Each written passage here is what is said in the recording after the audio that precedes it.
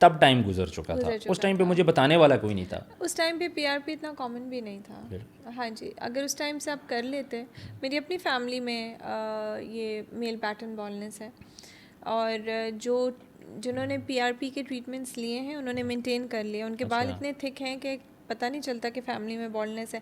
लेकिन जिन्होंने नहीं किया वो 21 साल से ही गंजे होने शुरू हो गए हैं। इसी तरह ही है। तो अभी दीज मेरा ट्रीटमेंट्स मेरा आर ये था कि मैं इफेक्टिव। आपके पास आया था, मैं आपके पास आया, आपने मुझे बोला आपका ट्रांसप्लांट होगा। मेरे एक ना बाल जो रहे थे, कुछ मुझे आपने मेडिसिन रिकमेंड की थी, मैं ले रहा हूँ, उसके बाद से मेरे वहाँ पे रुकना स्टार्ट हो गए। जी जी, अब ऐसे बाल ये कि होता है मज़ीद नहीं गिर रहे। जी। तो वो तो ऐसे ही होता है। लेकिन अगर लाइक आई सेड कि ये जो ट्रीटमेंट जितने भी डिज़ाइंड हैं ये आपके जितने बाल रह गए हैं उनको हेल्दी करेंगे, उनको गिरने से रोकेंगे। लेकिन जो फॉलिकल डेड हो गया हाँ। वो नहीं आ सकता वापस, ना एक्सोसोम से आएगा ना पीआरपी से आएगा, वो आपने पे हेयर ट्रांसप्लांट ही अच्छा, करेगा। आपने तो मुझे बोल दिया कि आप ये ना कराओ, आपको बेनिफिट नहीं होगा। आप भी तो मेरे से पैसे लेके सेशन कर सकती थी। नहीं, मैं ऐसे नहीं करती। असल में जो मार्केट में ना सबसे ज़्यादा प्रॉब्लम यही है कि आप डॉक्टर के पास जाते हो। मैं आपसे पहले एक और डॉक्टर के पास गया था, उन्होंने मुझे बोला ठीक है हम आपकी पीआरपी कर लेंगे, ये हो जाएगा वो हो जाएगा। फिर मुझे किसी ने रेफ़र किया, मैं आपके पास है, आपने मुझे डायरेक्ट बोला कि ये पॉसिबल नहीं है। फिर आपने मुझे कहा आप इसका ट्रांसप्लांट करो। फिर मैंने आपसे पूछा कोई अच्छा डॉक्टर है, आपने मुझे एक और जगह फिर रेफ़र किया। फिर मेरा थोड़ा सा डायबिटिक इशू है, मैं नहीं जा सका। तो यहाँ पे डॉक्टर्स पे लोग इसलिए भी ट्रस्ट नहीं करते कि बहुत से डॉक्टर्स ऐसे हैं कि जो आपसे पैसे ले लेते हैं, उसके बाद आपको गाइड सही नहीं करते। हो सकता है ऐसे हो। यहाँ पाकिस्तान में हो रहा है, क्योंकि देखिए हर किस्म के डॉक्टर यहाँ पे ना जिनके पास डिग्री नहीं है वो भी डॉक्टर बने हुए हैं अनफॉर्चुनेटली ना। हाँ जी, ये भी है। हाँ, उसके बाद ये होता है कि जो शरीफ बंदा है उसको तो डिपार्टमेंट तंग करते हैं, जो इस किस्म के बंदे होते हैं वो उनको डील कर लेते हैं। डील कर लेते हैं। लेकिन मोस्टली जिन डॉक्टर्स को मैं जानती हूँ वो एथिकल प्रैक्टिस ही करते हैं। और अब तो सोशल मीडिया पे भी अगर कोई स्पेसिफिक ट्रीटमेंट आप कराने जाएं उसके ऊपर गूगल पे इतनी इन्फॉर्मेशन अवेलेबल है, कुछ सच कुछ झूठ, मतलब ऑथेंटिक नहीं है। अगर 50-50 होता है। आप ऑथेंटिक वेबसाइट्स पे जाएं, अगर जो मेडिकल वेबसाइट्स होती हैं उस पर आपको प्रॉपर इन्फॉर्मेशन मिलेगी इन चीज़ों की। जिस तरह मरहम.pk है पाकिस्तान के जी। अंदर यूज़ हो रही है। हाँ जी, कुछ यूएसए की भी वेबसाइट्स हैं, ठीक। वो भी रिसर्च गेट है, पबमेड है, इस तरह के जो डॉक्टर्स भी पढ़ते हैं जिनको, तो वो भी अगर आप देखें तो उससे भी आपको काफ़ी सारी चीज़ें समझ आती हैं। लेकिन वही बात है ना कि हर वेबसाइट भी तो ऑथेंटिक नहीं है बिल्कुल ऐसे गूगल ही। पे। अच्छा, अगर किसी ने कोई किसी क्रीम लेनी हो, कुछ ऐसी चीज़ें लेनी हो, तो उसका क्या क्राइटेरिया, कहाँ से? क्योंकि प्रॉब्लम पता है क्या हो रही है, आप लेट्स सपोज, मैं नाम नहीं लूँगा, किसी ब्रांड में भी आप जाते हो ना, किसी मेडिकल स्टोर पे बड़े पे, तो वहाँ पे ना 2-3 पड़ी होती हैं। लेट्स सपोज सेरावी की मैं बात करूँ, 1000 वाले भी मिलेगी आपको सेम, 4000 की भी मिलेगी, 6000 की भी मिलेगी, और बिल्कुल डिट्टू कापी होती है। पता नहीं चलता कि उसमें कौन सी वाली ओरिजिनल है। फिर वो बताते हैं आपको जी ये इम्पोर्टेड है, ये लोकल है। तो कोई ऐसा प्लेटफॉर्म जहाँ से जिसने इस किस्म की चीज़ें मंगवानी हो ऑथेंटिक? देखें, कुछ यहाँ पे फार्मेसीज़ हैं जो कि ओरिजिनल प्रोडक्ट्स ही देते हैं, लेकिन वही बात है कि कॉस्ट महंगी हो जाती है। वैसे तो आप फाउंडेशंस देखें जो 16-16, 20-20 हज़ार की फाउंडेशंस हैं, वो 2-2 हज़ार की भी बिक मिल रही हैं। ऐसे ही है। तो वो तो नहीं है ना, मतलब जो 20 हज़ार की चीज़ है वो 2 हज़ार में कैसे बिक सकती है? बिल्कुल ये यही खुद है। सोचने की भी बात है ना इंसान को। और दूसरा, कैसे पता चलेगा? एक इस तरह से पता चल सकता है कि जो चीज़ स्किन प्रोडक्ट जो थोड़ा सस्ता होता है और जिसकी क्वालिटी अच्छी नहीं होती उसकी खुशबू बहुत तेज़ होती है। अच्छा। बहुत तेज़ खुशबू वाली जो भी चीज़ होगी, क्रीम होगी, हाँ, इट इज़ उसका नॉट गुड। ठीक वो है। जनरली उसके अंदर वो प्रोडक्ट्स नहीं अच्छे होते हैं। और जो सेंट फ्री होते हैं या कम से कम स्मेल वाली जो चीज़ होती है उसकी क्वालिटी बेहतर होती है। और ठीक फिर है। वो आप कंसिस्टेंसी होती है चीज़ की, वो फिर मैं फिर यही कहूँगी कि आप किसी ऑथेंटिक डॉक्टर के पास जाके उनसे गाइडलाइन लें तो ज़्यादा बेहतर है, बजाय इसके कि आप खेलें अपनी स्किन के साथ। बिल्कुल ऐसे ही है। अच्छा, डायबिटिक पेशेंट की हम लोग बात करें तो वो ये ट्रीटमेंट ले सकते हैं? जी, डायबिटिक पेशेंट्स बिल्कुल ले सकते हैं, अगर उनकी कंट्रोल्ड है डायबिटीज़ तो बिल्कुल ले सकते हैं। पीआरपी तो ले सकते हैं, ठीक बल्कि है। मैंने आपको बताया ना कि जिनके ज़ख़म नहीं हील हो रहे हाँ, होते हैं वो डायबिटीज़ पीआरपी में, से हो उसमें भी जाते हैं। यूज़ करते हैं। सो कुछ ट्रीटमेंट्स हैं which are very safe, blood pressure में, हार्ट पेशेंट्स में भी कुछ ट्रीटमेंट्स हैं जो हम कर सकते हैं, उसमें कोई इतना इशू नहीं है, लेकिन एक प्रॉपर हिस्ट्री लेनी पड़ती है, उसके बाद फिर स्टार्ट करते हैं ट्रीटमेंट्स।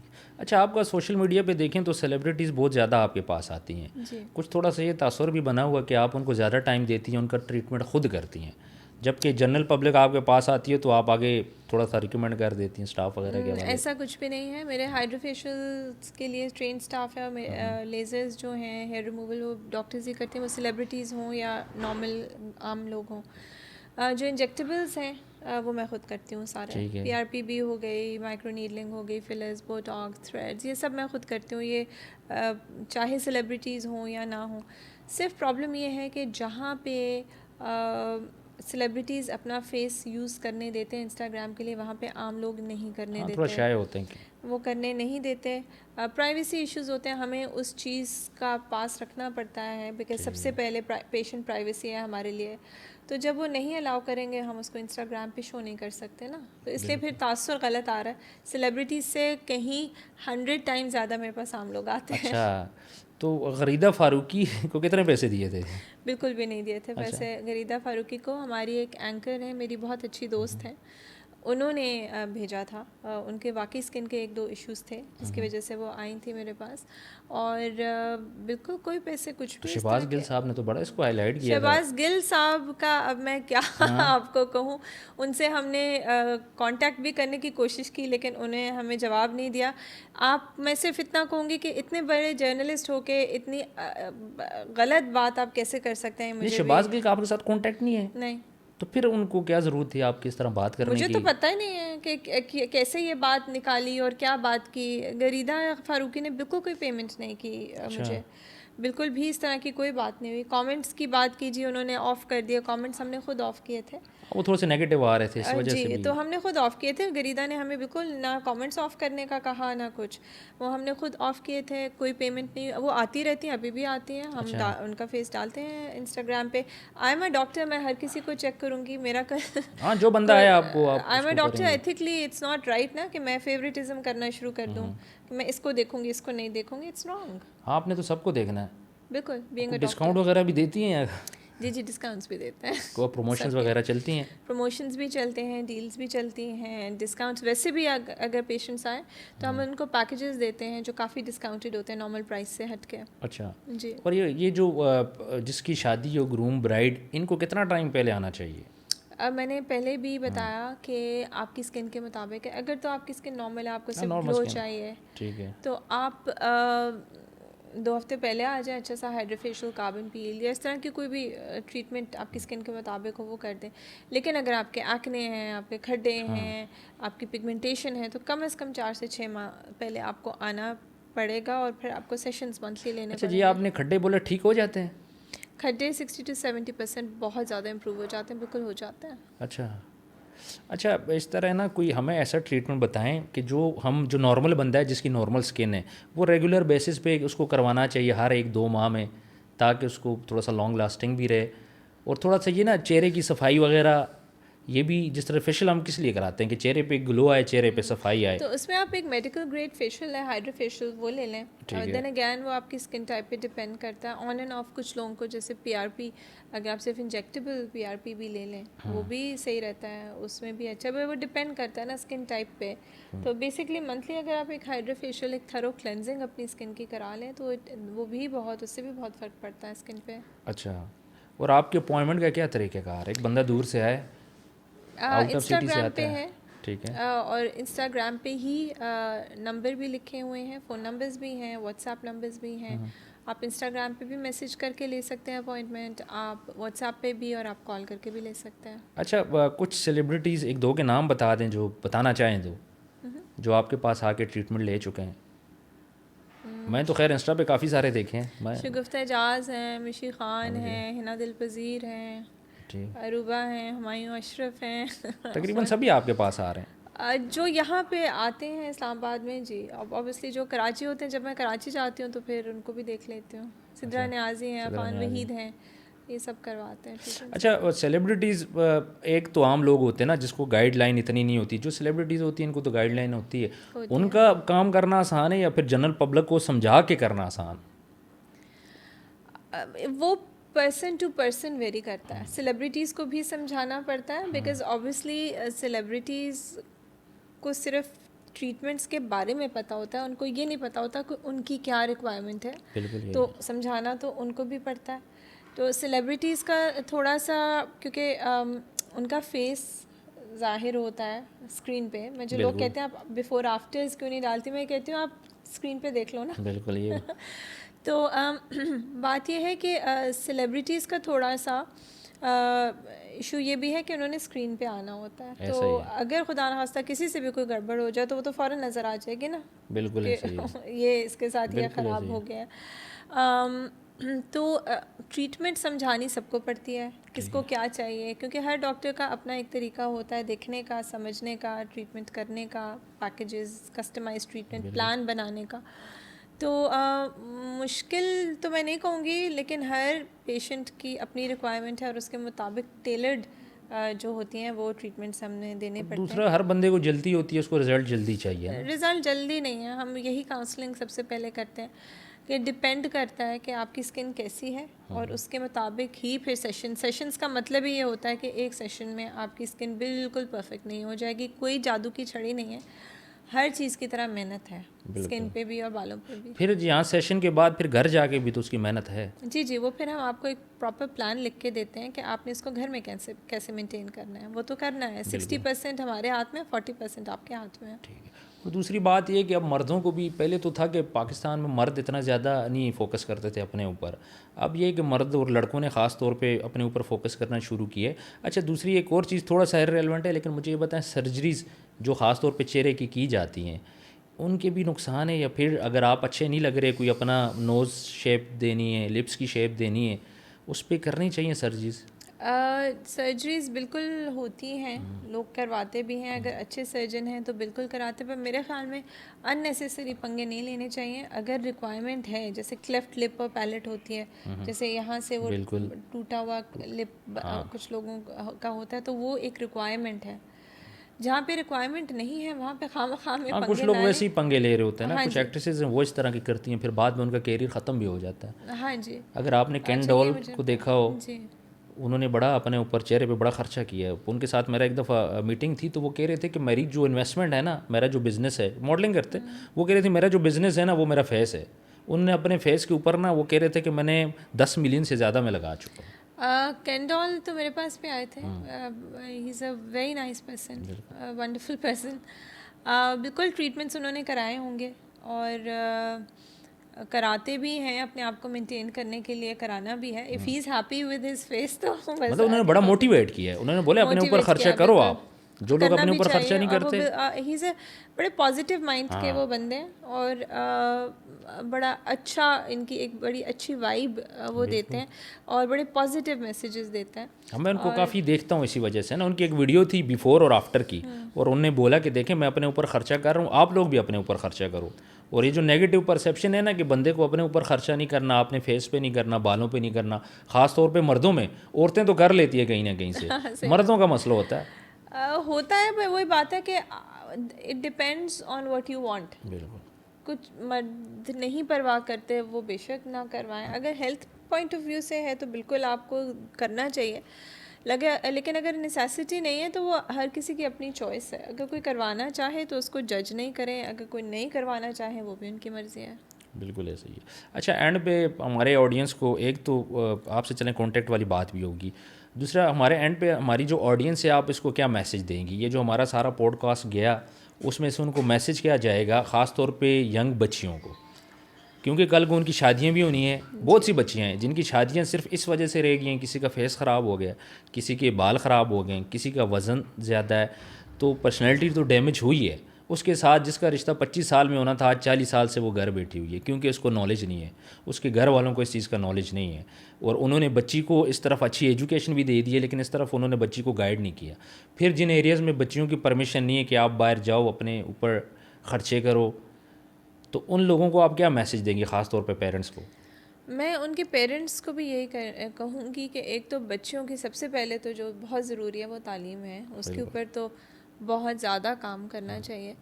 और यही कहूँगी कि ये जितने भी ट्रीटमेंट्स हैं हम जो कर रहे हैं FDA अप्रूव ट्रीटमेंट्स हैं, पूरी दुनिया में हो रहे हैं।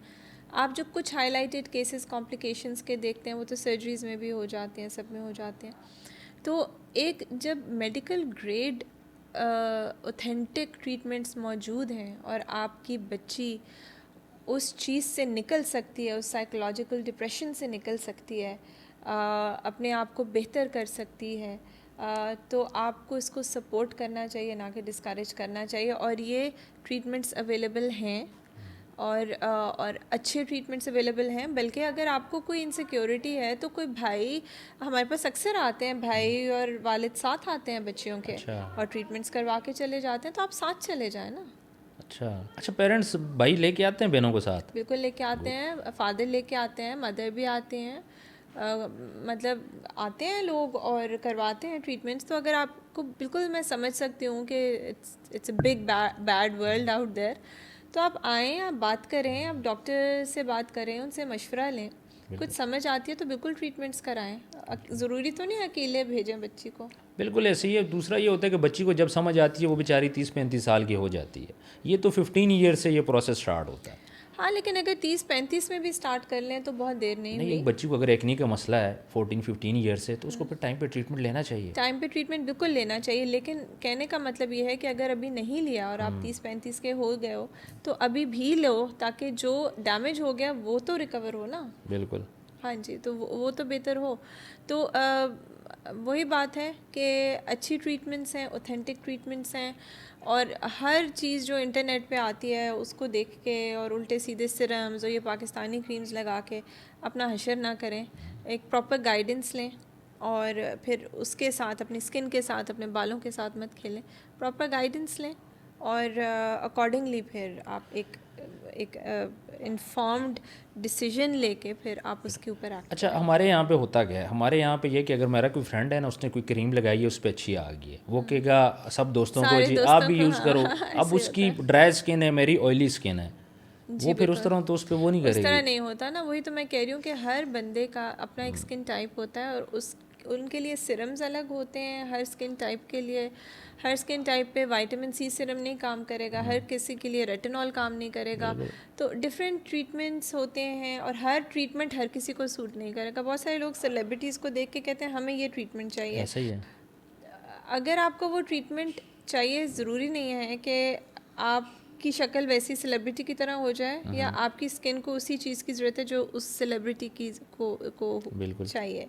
सो इस तरह से है, ये बस थोड़ा सा एजुकेट करने की ज़रूरत असल है। में प्रमोशन बहुत ज़्यादा हो रही है। प्रमोशन कौन कर रहा है? वो बंदा कर रहा है जिसको इस चीज़ की समझ नहीं है। हाँ फिर जी, उसके बाद सीरम्स वगैरह किसने लॉन्च किए हैं ज़्यादा? आप देख लो, डिफरेंट मॉडल्स ने लॉन्च किए हैं, ऐसे लोगों ने किए हैं कि जिनको इसकी अलिफ बी भी नहीं पता। वो ऐसे कोई भी तो है। मॉडल हायर कर लो, आप उससे थोड़ी सी मार्केटिंग करवा लो, आपकी चीज़ बिकने लग जाती है। शुरू हो जाती है, बिल्कुल ऐसे ही है।